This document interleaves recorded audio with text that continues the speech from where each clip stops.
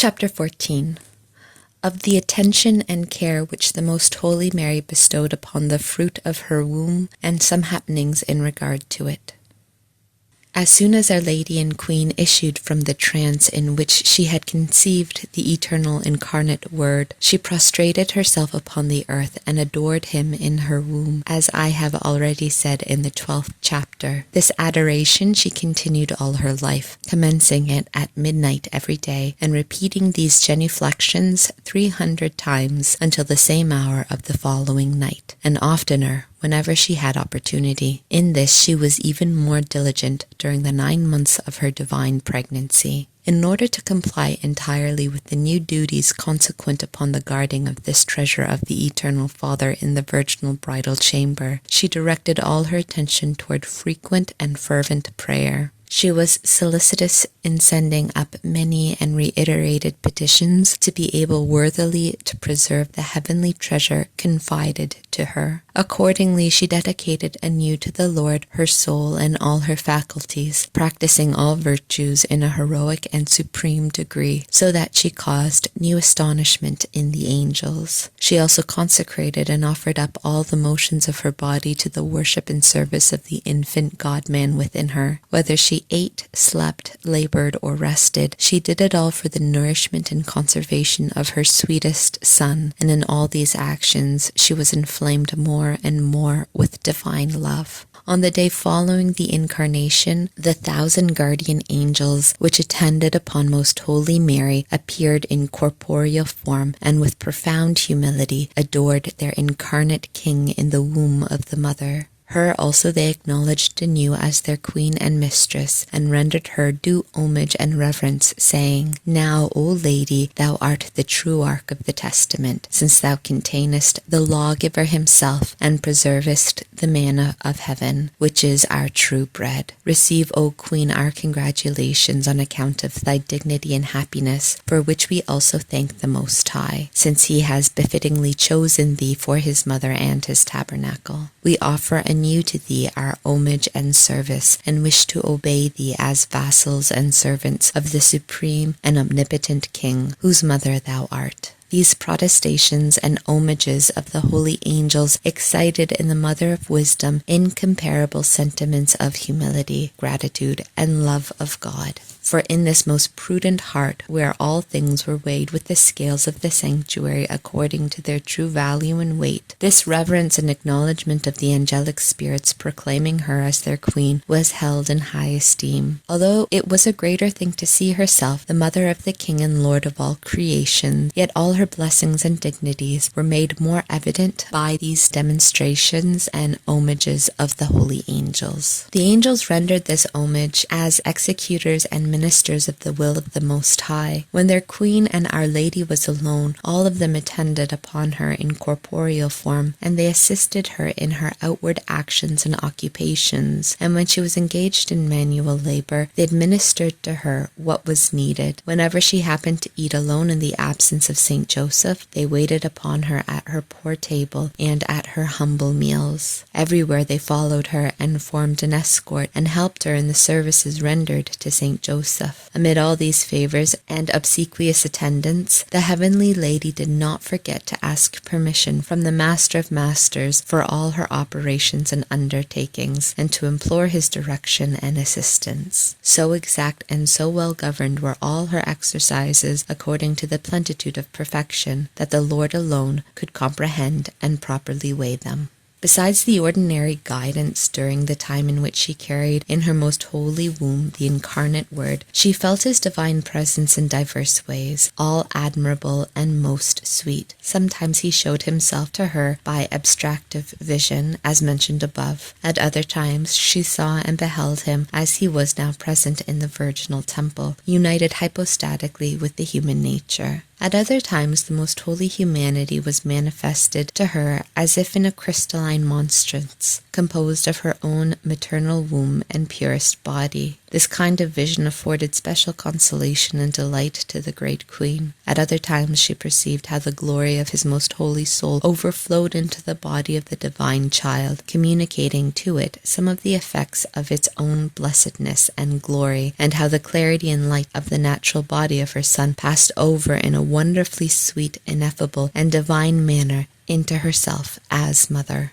This favor transformed her entirely into another kind of being, inflaming her heart and causing in her such effects as no created capacity can explain. Let the intellect of the highest seraphim extend and dilate as much as it may, it would nevertheless find itself overwhelmed by this glory, for the entire being of the heavenly queen was an intellectual and animated heaven, and in her was summarized the divine glory and greatness in a measure that even the vast confines of the heavens themselves could not encompass. These and other prerogatives alternated and succeeded each other in accordance with the exercises of the Divine Mother, and such variety as suited the different kinds of work which she performed. All her doings, whether spiritual or manual or otherwise of the body, served her God or benefited her neighbors, being undertaken and accomplished by this prudent maiden to produce a harmony admirable and most sweet before the Lord, and wonderful to the angelic spirits.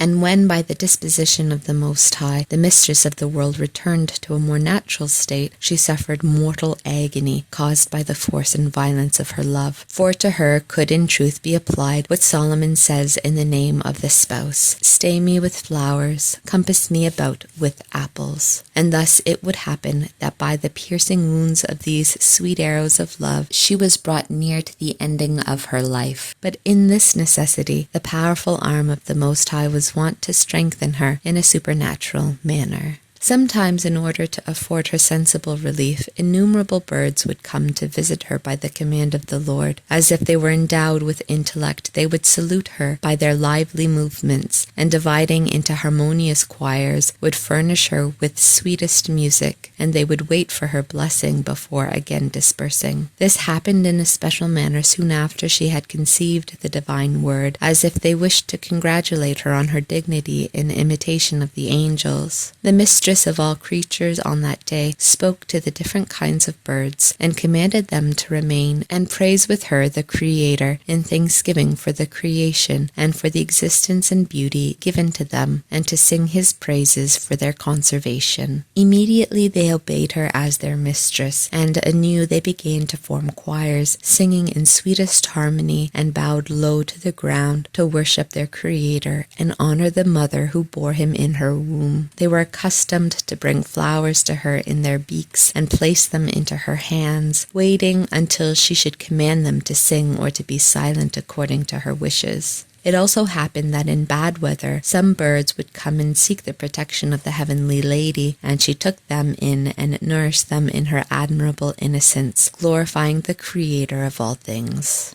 And our weak ignorance must not be estranged at these wonders, for, though the incidents might be called small, the purposes of the Most High are great and venerable in all his works, and also the works of our most prudent Queen were great, no matter of what kind they might have been. And who is so presumptuous as to ignore the importance of knowing how much of God's essence and perfections are manifest in the existence of all the creatures? How important it is to seek him and find him, to bless him and magnify him in all his creatures as admirable, powerful, generous, and holy. Why should it not be our duty to imitate Mary, who overlooked no time, place, or occasion to attain this object? And how also shall our ungrateful forgetfulness not be confounded and our hardness of heart not be softened? How can our listless heart fail to be aroused when we see ourselves reprehended and urged for very shame to thankfulness by the irrational creatures, merely for the slight participation of the divinity that consists in bare existence?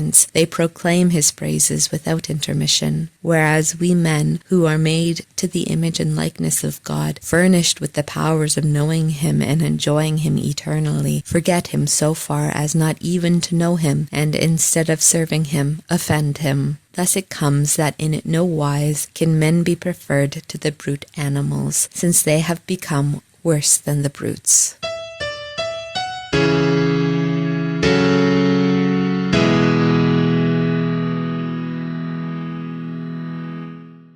Instruction given by our most holy Queen and Lady. My daughter, thou hast received my instruction until now in order to desire and strive after the heavenly science, which I wish thee so earnestly to acquire, and which shall teach thee to understand profoundly what decorous reverence is due to God. I remind thee once more that this science is very hard to learn and little coveted by men on account of their ignorance, for thence to their great loss it arises that, in conversing with the Most High, or rendering him service or worship, they fail to form a worthy concept of his infinite greatness, and to free themselves from the darksome images of their earthly occupations, which make them torpid and carnal, unworthy and unfit for the magnificent intercourse with the supernal deity.